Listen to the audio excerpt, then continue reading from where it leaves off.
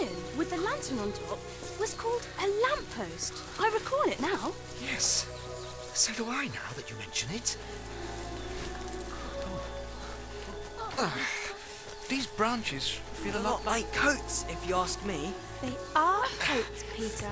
Don't push! Lucy. I'm sorry. I'm having a hard time seeing. There's a door up ahead. Is it? It must be. It's the wardrobe door. We're back. We're back.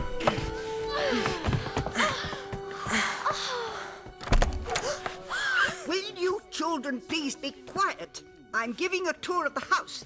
The Professor will hear about it if you don't behave. Yes, Mrs. McCready.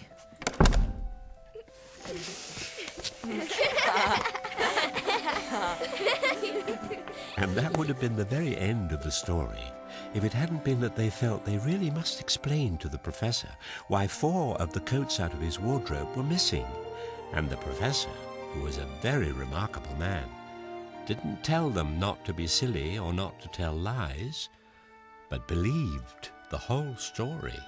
No, I don't think it will be any good trying to go back through the wardrobe door to get the coats. You won't get into Narnia again by that route. Indeed, don't try to get there at all. It'll happen when you're not looking for it. Keep your eyes open. And that is the very end of the adventure in the wardrobe. But it was only the beginning of the adventures in Narnia.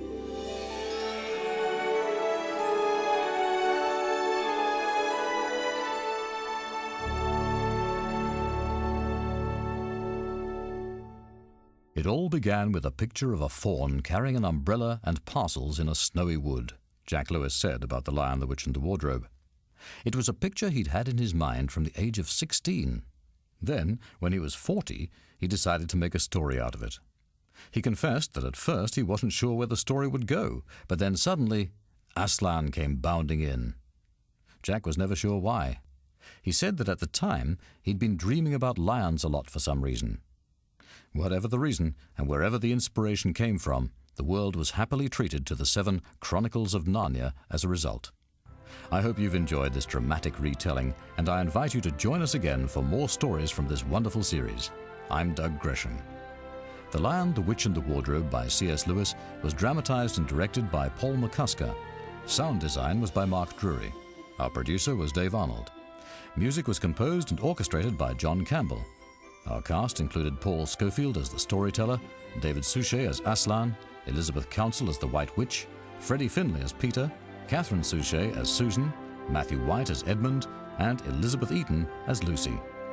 Our cast also included the multi-voice talents of Timothy Bateson, Robert Benfield, Nick Burnell, Sally Ann Burnett, Katie Glassborough, Peter Goodright, Dilys Hamlet, Polly March, Peter Morton, Audrey Palmer, Philip Sherlock, David Simeon, Frank Topping, and John Woodnut. Focus on the Family Radio Theatre is a production of Focus on the Family. Thank you for listening.